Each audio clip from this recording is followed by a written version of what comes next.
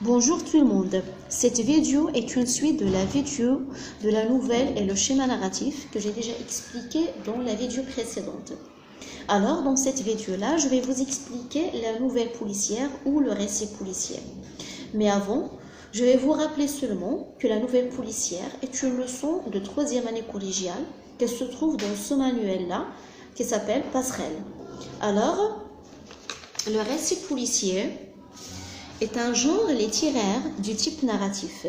Il est fondé sur un fait divers.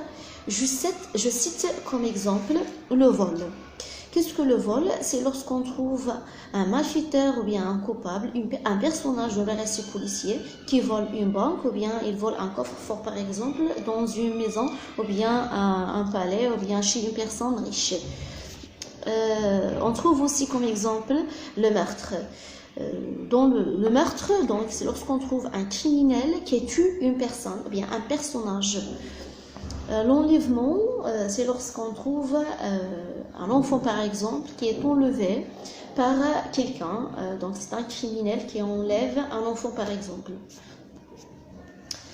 Le récit policier se déroule dans un cadre réaliste et quotidien où il met en scène des personnages du type de détective ou inspecteur. C'est la personne qui mène l'enquête et cherche le malfaiteur. Alors, qu'est-ce qu'un malfaiteur? Le malfaiteur, c'est le coupable ou le suspect. C'est la personne qui est soupçonnée d'avoir commis un crime. On trouve aussi dans le récit policier le témoin comme personnage. C'est la personne qui a vu ce qui s'est passé dans la scène du crime. Et il y a le complice, parfois on peut trouver le complice, c'est la personne ou bien le personnage qui aide le malfaiteur. Et bien sûr, on trouve la victime, c'est la personne qui subit le crime. Le récit policier comporte une énigme que l'enquêteur doit résoudre. L'enquêteur est le personnage qui mène l'enquête, il peut être un inspecteur ou un détective privé. Le récit ou la nouvelle policière, comme toutes les nouvelles, se compose de 5 étapes qui forment le schéma narratif. La première étape du schéma narratif, même si j'ai déjà expliqué ces étapes-là dans la vidéo précédente, mais je veux les rappeler parce qu'elles sont très importantes dans le récit policier. La situation initiale se caractérise de la présentation des personnages dans un cadre narratif et descriptif. Aussi, la présentation du temps et de lieu. Cette étape se caractérise de l'équilibre et de la stabilité.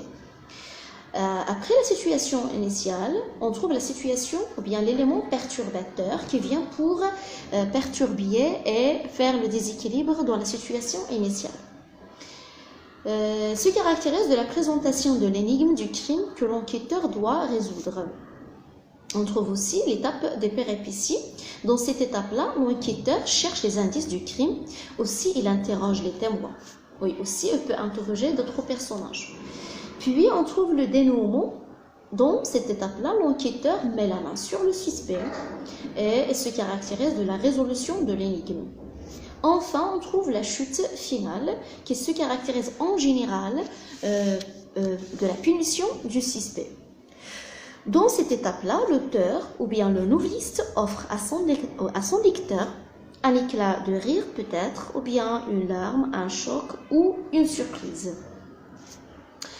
On passe maintenant au temps de conjugaison employé dans le récit policier. En général, les temps de conjugaison employés dans la nouvelle ou le récit policier sont l'imparfait et le passé simple, ce qu'on appelle les temps du récit.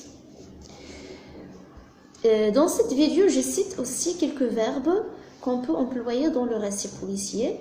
Voilà quelques exemples. On commence par mener une enquête. Donc, on dit que l'enquêteur ou bien l'inspecteur mène une enquête. Deuxième verbe, interroger le suspect, les témoins ou la victime. Découvrir le méfait ou le crime. Relever des empreintes digitales. Les empreintes digitales, ce sont des indices que l'enquêteur, le détective ou bien l'inspecteur cherche pour trouver le criminel ou bien le suspect. Repérer des indices.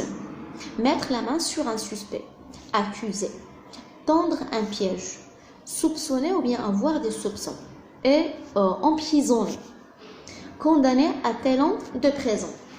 Et voilà, je cite seulement quelques verbes. Ce sont des verbes qui appartiennent au champ lexical du récit policier.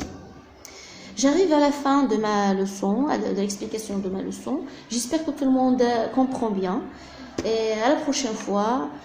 Au revoir.